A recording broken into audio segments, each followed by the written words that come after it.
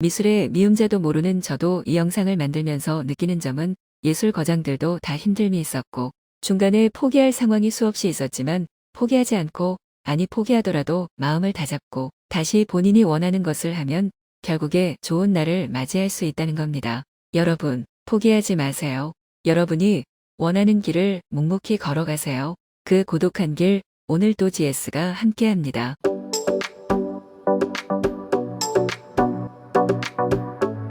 챗GPT와 함께 보스턴 미술관 관람하기 두 번째 편입니다. 이번 영상에서는 클로드 모네에 집중해 보려 합니다. 모네는 1840년 프랑스 파리에서 태어났습니다. 어린 시절 대부분을 그의 아버지가 식료품점으로 일하던 영국 해협의 항구 도시인 르아브르에서 보냈습니다. 모네의 부모는 어렸을 때부터 그의 예술적 재능을 장려했지만 그가 가업을 물려받지 않고 예술 분야에서 경력을 쌓기로 결정했을 때 기뻐하지 않았습니다. 부모님의 반대에도 불구하고 모네는 본인의 열정을 따르기로 결심했습니다. 영국 르아브르에서 화가 외젠 부댕을 만나 야외에서 그림을 그리며 자연광 묘사에 대한 기초적인 화법을 배웠습니다. 또한 이 과정에서 네덜란드의 풍경화가 요한 바르톨드 용킨트를 알게 되었고 그로부터 공기 중에 빛을 포착해내는 기법을 익혔습니다. 훗날 모네는 용킨트를 가리켜 예술가의 눈을 키우도록 가르침을 베풀어준 진정한 거장이라 말하기도 했습니다. 모네는 1859년 19세 때 미술을 공부하기 위해 파리로 가서 아카데미 쉬스에서 카미오 피사로와 만났습니다. 하지만 1860년 군대에 징집되어 알제리에서 2년 동안 복무하면서 장티푸스에 걸려 입원하게 됩니다. 모네의 삶에는 어려움이 따랐습니다. 그는 경력 전반에 걸쳐 재정적 어려움에 직면했고 어린 나이에 사망한 첫 번째 아내 카미유를 포함하여 여러 명의 사랑하는 사람을 잃었습니다. 이러한 좌절에도 불구하고 모네는 계속해서 그림을 그리고 혁신했습니다. 1860년대 후반에 모네의 작품이 인정받기 시작했지만 논란이 없었던 것은 아닙니다. 그의 느슨한 분놀림과 밝은 색상의 사용은 당시에는 파격적이었고 일부 비평가들은 그의 작품을 미완성이거나 아마추어 같다고 일축했습니다. 그러나 모네는 기성 미술계에 도전하기로 결심했고 전통 회화의 경계를 계속해서 넓혀갔습니다. 모네는 자신의 예술을 계속 추구했고 전통적인 회화 스타일에 도전하는 젊은 예술가 그룹의 일원이 됩니다. 인상파로 알려진 이 그룹에는 르누아르, 시슬리, 피사로 등이 있으며 이들은 빛과 색이 자연에 미치는 순간적인 효과를 포착하는 데 관심이 있었습니다. 그들은 장면에 변화하는 빛과 분위기를 포착하기 위해 야외에서 주로 그림을 그렸습니다. 그들은 1874년 첫 전시회를 열었고 엇갈린 평가를 받았지만 대중의 상당한 관심을 받았습니다. 시간이 지남에 따라 모네의 작업은 덧없는 자연의 순간을 포착하는데 더욱 집중하게 되었습니다. 그는 장면에 변화하는 빛과 분위기를 포착하기 위해 하루 중 다른 시간이나 다른 날씨 조건에서 같은 주제를 여러 번 그렸습니다. 모네는 말년을 지베르니의 작은 마을에서 보냈으며 그곳에서 가장 유명한 작품을 만들었습니다. 결론적으로 클로드 모네이의 삶은 예술에 대한 열정, 도전, 인내의 삶으로 말할 수 있으며 인상파 운동에 대한 획기적인 공헌으로 특징지어졌습니다. 그의 유산은 계속해서 새로운 세대의 예술가와 예술 애호가들에게 영감을 주고 있으며 그의 작품은 인간 정신의 아름다움과 혁신에 대한 증거로 남아 있습니다. 그의 위대한 작품들 함께 감상하시지요. 첫 번째 작품입니다. 브이데일 화단은 모네가 1881년에 캔버스에 그린 아름다운 유화입니다. 브이데일은 모네가 몇 년 동안 가족과 함께 살았던 센 강둑에 위치한 작은 마을이었습니다. 이 그림은 형형색색의 꽃이 가득한 아름다운 정원을 묘사하고 있습니다. 모네는 자연을 사랑하기로 유명했으며 이 그림은 정원 가꾸기에 대한 그의 열정도 보여줍니다. 꽃은 겉보기에는 무질서하게 배열되어 있지만 자세히 살펴보면 균형과 조화를 이루기 위해 각 꽃이 신중하게 배치되어 있음을 알 수 있습니다. 이 그림은 인상파 스타일의 빛과 색상의 사용이 돋보이는 작품입니다. 색상은 밝고 생동감 있으며 화창한 날의 느낌을 불러일으키는 다양한 색조가 있습니다. 햇빛은 나무 사이로 걸러지고 땅에 얼룩덜룩한 그림자를 드리워 그림의 깊이와 질감을 더합니다. 브이데일의 화단은 자연의 아름다움을 포착하여 예술로 변환하는 모네이의 능력을 보여주는 놀라운 예입니다. 두 번째 작품입니다. 이 그림은 색상, 빛, 삶의 기쁨을 기념하는 작품으로 모네의 가장 사랑받는 작품 중 하나로 남아 있습니다. 클로드 모네의 수련 시리즈는 그의 가장 유명하고 사랑받는 작품 중 하나입니다.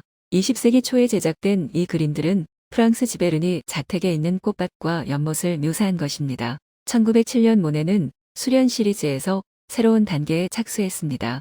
이전에 그랬던 것처럼 멀리서 꽃과 연못을 그리는 대신 그는 자신의 주제에 가까이 다가가기로 결정했습니다. 그는 수련 자체에 집중하기 시작하여 생생한 색상과 대담하고 전면적인 분놀림으로 수련을 그렸습니다.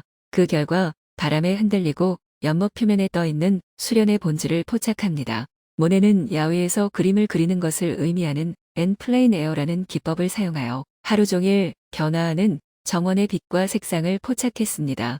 모네의 워터 릴리즈 시리즈의 재미있는 점 중 하나는 한 시리즈의 그림이 너무 많다는 것입니다. 그는 총 250점이 넘는 수련 그림을 그렸는데 각각 마지막 그림과 조금씩 다릅니다. 그것은 거의 각각의 그림에서 미묘한 틀린 점 찾기 게임과 같습니다.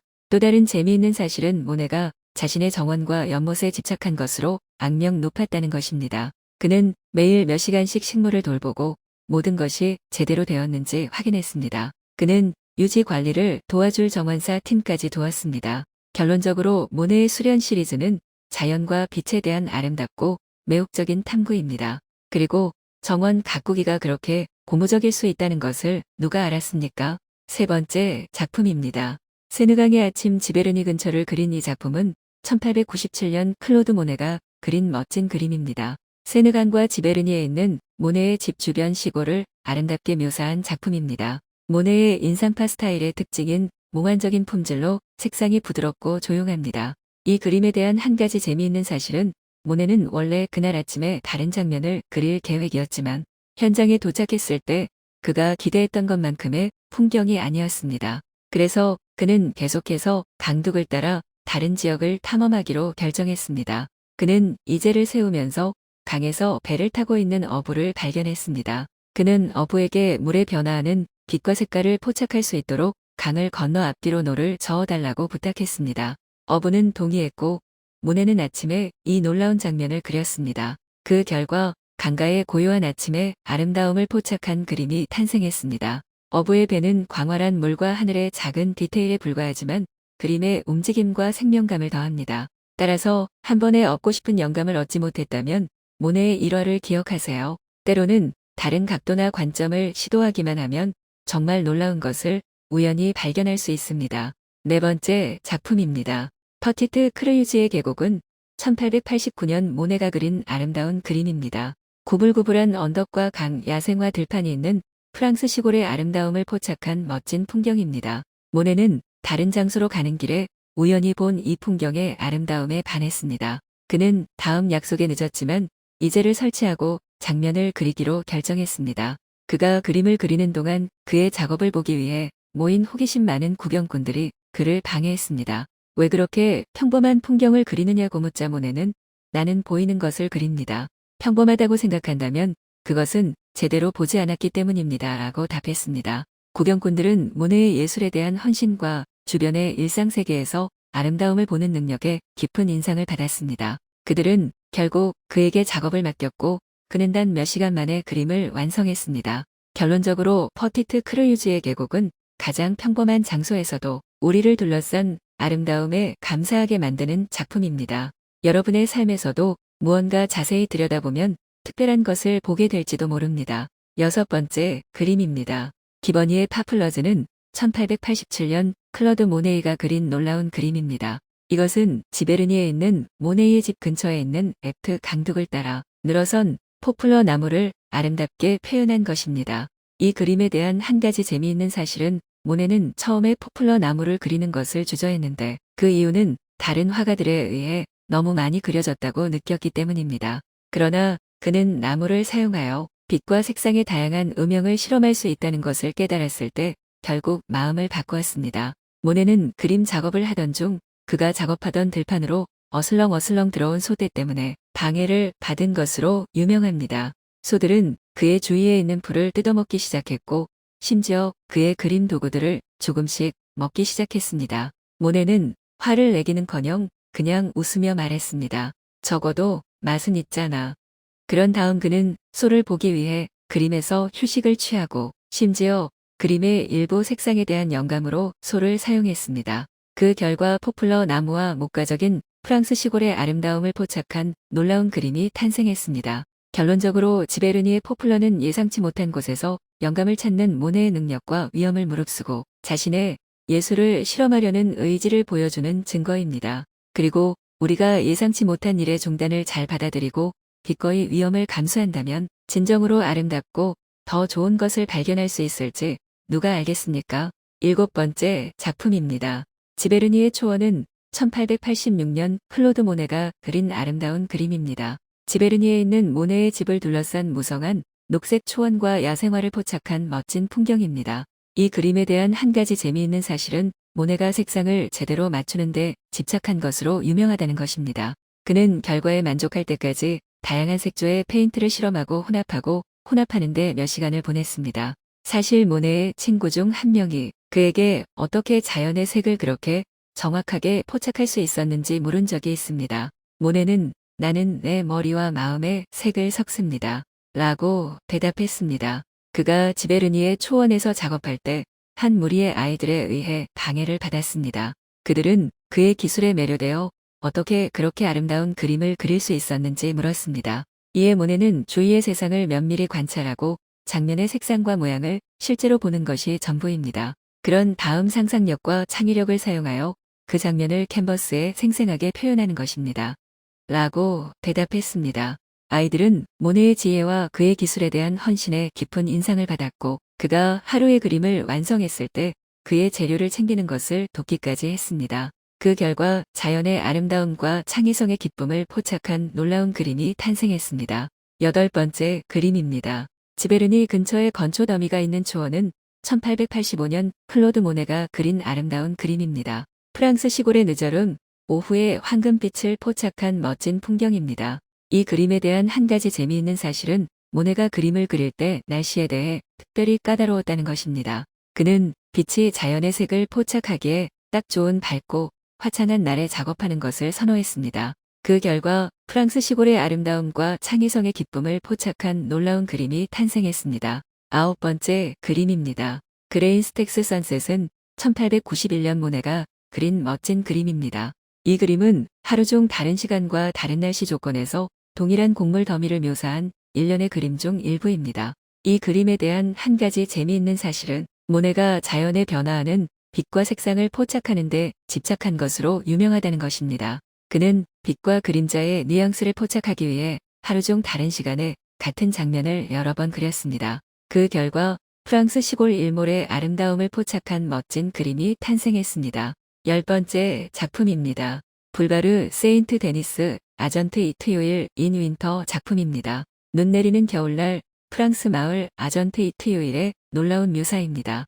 모네는 혹독한 기상 조건에도 그림을 완성하였습니다. 그는 종종 비나 눈이 오는 야외에서도 그림을 그리며 자연에 변화하는 빛과 색을 포착했습니다. 그 결과 겨울 풍경의 아름다움과 창의성의 기쁨을 포착한 멋진 그림이 탄생했습니다. 색상은 조용하고 부드러우며 모네의 인상파 스타일의 특징인 고요함과 차분함을 가지고 있습니다. 마지막 작품입니다. 루디 라 바볼 한플러 작품입니다. 프랑스 노르망디 옹플레르 마을의 거리를 멋지게 묘사한 작품입니다. 이 작품은 모네가 미술계에서 무명일 때 그렸던 그림입니다. 그는 종종 자금이 부족했고 생계를 꾸릴 창의적인 방법을 찾아야 했습니다. 옹플레르의 루디 라 바볼에서 작업하는 동안 지역 상인들이 모네에게 그 그림을 얼마에 팔겠느냐고 물었고 모네는 아직 잘 모르겠다고 대답했습니다. 그러자 상인 중 한 명이 닭 2마리와 감자 1포대를 주겠다 라고 제안을 했고 모네는 웃으며 거절했습니다. 모네는 힘든 재정적 결핍을 잘 이겨냈고 그 결과 작은 프랑스 마을의 매력과 특성을 포착한 멋진 그림이 탄생했습니다. 여러분 어떠셨나요? 모네는 우리 주변에 있는 평범한 풍경들을 멋진 작품들로 만든 미술계의 예술 거장이었습니다. 힘든 재정적 결핍도 잘 이겨냈고 시대적 한계도 잘 극복하며 자신만의 작품 세계를 대중들에게 잘 전했습니다. 미술의 미음자도 모르는 저도 이 영상을 만들면서 느끼는 점은 예술 거장들도 다 힘듦이 있었고 중간에 포기할 상황이 수없이 있었지만 포기하지 않고 아니 포기하더라도 마음을 다잡고 다시 본인이 원하는 것을 하면 결국에 좋은 날을 맞이할 수 있다는 겁니다. 여러분, 포기하지 마세요. 여러분이 원하는 길을 묵묵히 걸어가세요. 그 고독한 길, 오늘도 GS가 함께합니다. 다음 영상에서 만나요. 뿅.